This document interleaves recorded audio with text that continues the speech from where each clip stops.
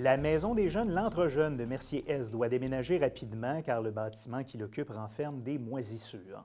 Alors, pour nous parler du défi que devra relever cet organisme, mais aussi de sa mission et des services qu'il offre, nous accueillons le président du conseil d'administration de l'Entre-Jeunes de Mercier-Est, René Goupil. Monsieur Goupil, bonjour. Bonjour. Merci d'avoir accepté notre invitation. Ça me fait plaisir. Avant de parler du problème qu'il y a présentement avec votre bâtiment, depuis quand l'Entre-Jeunes de Mercier offre-t-il des services à la population? Nous fêtons présentement notre 25e anniversaire de 91 qu'on existe. Donc voilà, donc 25 ans. Oui. Vous êtes une maison des jeunes. Quel Oui. service offrez-vous aux jeunes du quartier Mercier? On offre le service on a 2 travailleurs de rue qui travaillent présentement sur le terrain. On a 2 maisons, l'Entre-Jeunes de Mercier qui est sur Hochelaga et on a le garage qui est en HLM. Toujours dans le quartier? Toujours dans le quartier, oui. D'accord. Vous avez appris qu'il y avait des moisissures dans l'édifice que vous occupez présentement, qui est un édifice qui appartient à la Ville de Montréal. Tout à fait. Qu'est-ce qui a été détecté comme moisissure? Il y a des...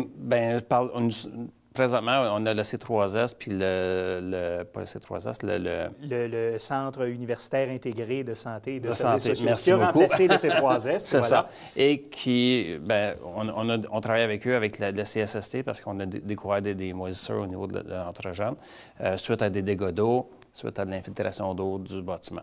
D'accord. Est-ce que autant le personnel que les jeunes ont été affectés par ces moisissures-là? Les jeunes n'ont pas été affectés, puis on s'est assuré qu'on a des recommandations des médecins comme quoi que tout est correct pour les jeunes parce qu'ils ne restent pas là longtemps. Ils viennent et entrent. Au niveau des employés, il y a beaucoup de problèmes de santé, nausées, nez sèche, gorge irritée, ces choses-là. Puis j'ai ma directrice générale qui est en maladie présentement suite à des moisissures. Fait que c'est pour ça que donc, c'est quelque chose qui s'est prolongé pendant un bon bout de temps, j'imagine? Tout à fait, oui. C'est pas d'hier qu'on a des problèmes de moisissure. Et vous avez su qu'il y avait des moisissures à quel moment? Il y a combien de temps à peu près? Le dernier dégât d'eau remonte il y a 2 ans, un an et demi, 2 ans, là. Et c'est suite à ça qu'on a senti. Que là, il y a eu des investigations pour savoir qu'est-ce qu'il y avait. C'est ça. La Ville a fait des recherches. Nous avons commandé un rapport du bâtiment pour voir c'est quoi le problème.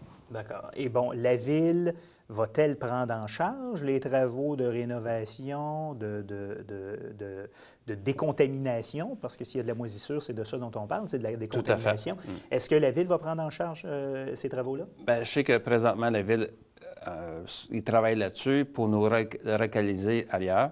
On a déjà quelque part en vue. Fait que, là, on attend après la Ville. Je sais que nous, j'ai autorisé le conseil de faire ce qu'on avait à faire de base, là, puis après ça, on va s'arranger avec la Ville pour voir qui va payer quoi.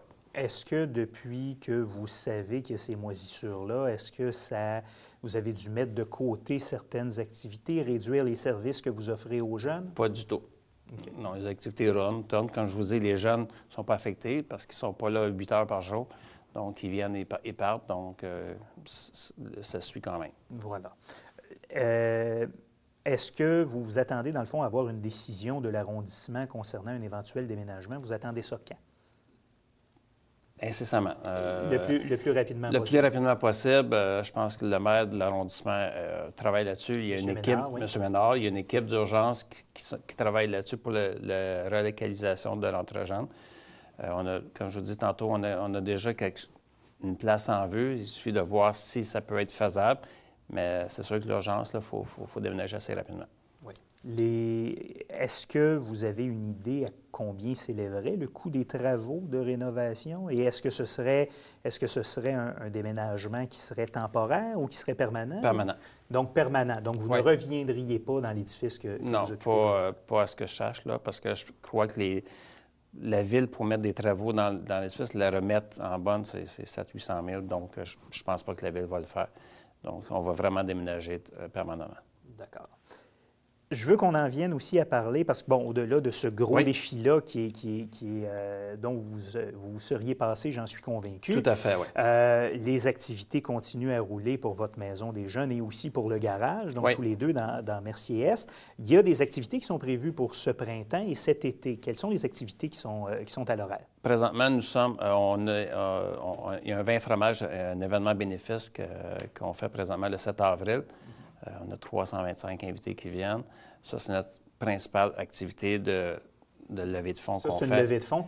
Et les fonds serviraient à vos opérations ou à la relocalisation? À nos opérations. OK. Ouais, la relocalisation, c'est avec la ville. C'est en partenariat avec la ville parce que c'est un édifice de la ville. Et le local qu'on vise, c'est un autre édifice de la ville. Donc, c'est sûr que... Donc, les coûts seraient assumés en grande partie par la ville. Donc, l'événement qu'on fait, c'est vraiment pour les jeunes, puis c'est pour les jeunes, ça, c'est clair. Et l'argent recueilli sert à financer quelles activités que vous offrez?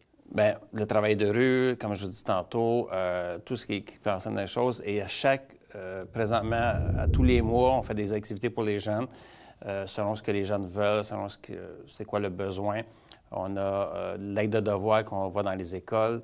On a un paquet d'activités. On a des jeunes présentement qui arrivent d'un voyage de l'Alberta et on reçoit des jeunes de l'Alberta en compensation pour le voyage qu'on a fait. Donc, c'est toutes ces activités-là qui s'englobent là-dessus. Vous énumérez tout ça, ce serait trop long, on n'a vraiment pas le temps, mais c'est sur notre site Internet, toutes les activités sont là. Quelle est on a une infolette, l'entrejeune.com. Voilà, donc l'adresse est indiquée aussi au bas de l'écran pour nos téléspectateurs. Sur le terrain, dans le quartier Mercier, Oui. qu'est-ce que vous constatez comme besoin qu'il y a chez les jeunes? Est-ce que les besoins sont importants? Les besoins sont criants, mais je pourrais vous dire, nous sommes en pourparlers, je m'excuse. Oui.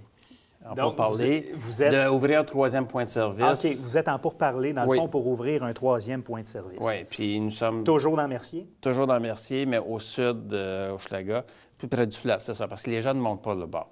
On dirait qu'une barrière psychologique, là, dès que la voie ferrée arrive, c'est leur territoire, fait qu'ils ne viennent pas à l'angle. Donc, il faut aller les chercher, puis il n'y a rien là-bas.